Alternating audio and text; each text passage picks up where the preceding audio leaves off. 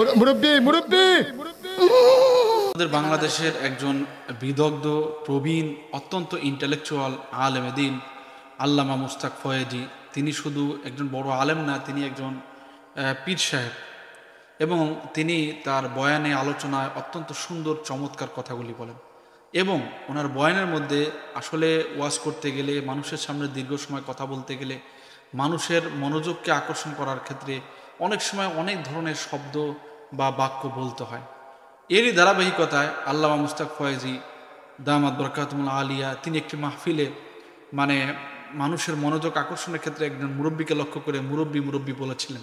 এখন এই ডায়লগটা শুধু বাংলাদেশ না, সারা পৃথিবীতে ভাইরাল হয়েছে।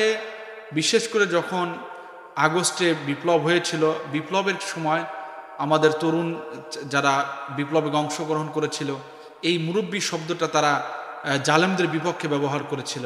বিভিন্ন দেয়ালে তারা এই শব্দটা অঙ্কন করেছিল এবং বিভিন্ন স্লোগানে তারা এটি ব্যবহার করেছিল। এর কারণ হলো যে আমাদের দেশে যে সমস্ত জালেমদের বিদায় হয়েছে, এই অধিকাংশ জালেমরাই দেখা যাচ্ছিল যে বয়স্ক। আপনি যদি রসুলের সিরাত দেখেন, ইতিহাসে পাওয়া যায় যে রসুল্লাহ সাল্লাল্লাহু আলাইহি ওয়াসাল্লাম তিনি মদিনায় থাকা অবস্থায় মদিনাতে যত মুনাফিক ছিল এর মধ্যে প্রায় 70 জনই বয়স্ক, 2 জন তরুণ। তাহলে বোঝা যায় যে বয়স্কর মধ্যে আসলে এই ধরনের একটু বদ আখলাকি চেতনা অনেক সময় হয়। সবাই কিন্তু না, তবে আমাদের বয়স্কদেরকে অবশ্যই মূল্যায়ন করতে হবে, শ্রদ্ধা করতে হবে। বয়স্করাই তো আল্লাহর কাছে অনেক দামি, এই সুসংবাদও কিন্তু হাদিসে আছে। আবার যুবক যারা, তাদের ব্যাপারেও কিন্তু সুসংবাদ আছে। তো যাই হোক, এই মুরব্বী ডায়লগটা এখন ওর পর থেকে ভাইরাল হয়। এটি এখন অত্যন্ত ব্যাপক হয়েছে সারা বাংলাদেশে। এখন বিশেষ করে আপনার টিকটক, রিল ভিডিও, অধিকাংশ এখন এই মুরব্বী গাড়িতে, ভ্যানে মুরব্বী লেখা। এমনকি বিদেশে আমাদের বাঙালি যারা আছে, তারা সেখানে ওই বিদেশের যারা মানুষ, তাদেরকে এই মুরব্বী শিখিয়ে সেটা দিয়েও তারা রিল ভিডিও করছে, টিকটক ভিডিও করছে।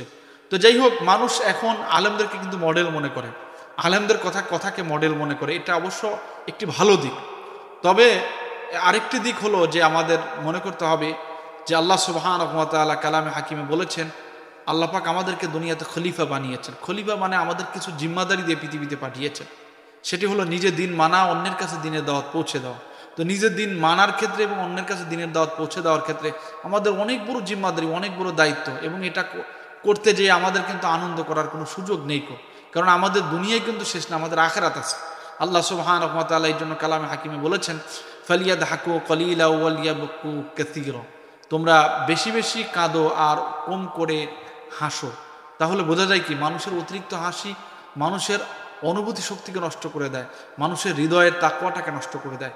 বর্তমানে মিডিয়ার জামানায় এসে একদিকে যেমন ভালো, অন্যদিকে মানুষের অনুভূতি শক্তি কিন্তু নষ্ট হয়ে যাচ্ছে।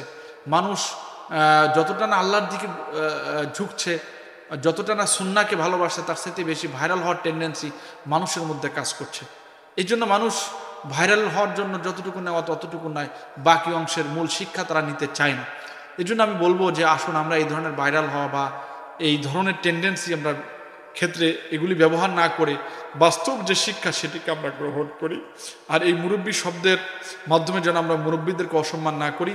হাদিস আল্লাহ রাসূল বলেছেন, মান লাম ইয়ারহাম সগীরানা ওয়া লাম ইয়াক্কির কাবীরানা ফালাইসা মিন্না, যে ব্যক্তি ছোটদেরকে স্নেহ করে না, বড়দেরকে শ্রদ্ধা করে না, সে আমার উম্মত হতে পারে না। এই জন্য আমরা এটি করতে যেয়ে যেন কোনোভাবেই আমরা বড়দেরকে অসম্মান না করি, অবজ্ঞা না করি, অবমূল্যায়ন না করি। আর যারা বড়রা আছেন তাদেরকেও বলবো, অনেক সময় বয়সের ভারে এদের ভালো দিকটা সহজে এরা গ্রহণ করতে পারে না, মাথায় ধরে না। আপনাদেরকে বলবো, আপনারা ভালোর দিকে এগিয়ে আসেন। তরুণ প্রজন্ম থেকে আমাদের শিক্ষা নিতে হবে, এরা যে এরকম ভালোর দিকে অগ্রগামী হচ্ছে, আমাদের সবারই এরকম আপনার ভালোর দিকে অগ্রগামী হতে হবে। আল্লাহ কোরআনের মধ্যে বলেছেন যে তোমরা আমার মাগফিরাতের দিকে অগ্রগামী হও। আসুন আমরা আল্লাহর মাগফিরাতের দিকে অগ্রগামী হই এবং এগুলি নিয়ে আমরা টিকটক, রিল এগুলি করা বন্ধ করি এবং এই সমস্ত বিজ্ঞ উলামায়ে কেরামদেরকে আমরা কোনোভাবেই যেন অসম্মান না করি, তাদেরকে সর্বোচ্চ শ্রদ্ধা এবং সম্মান করার চেষ্টা করি।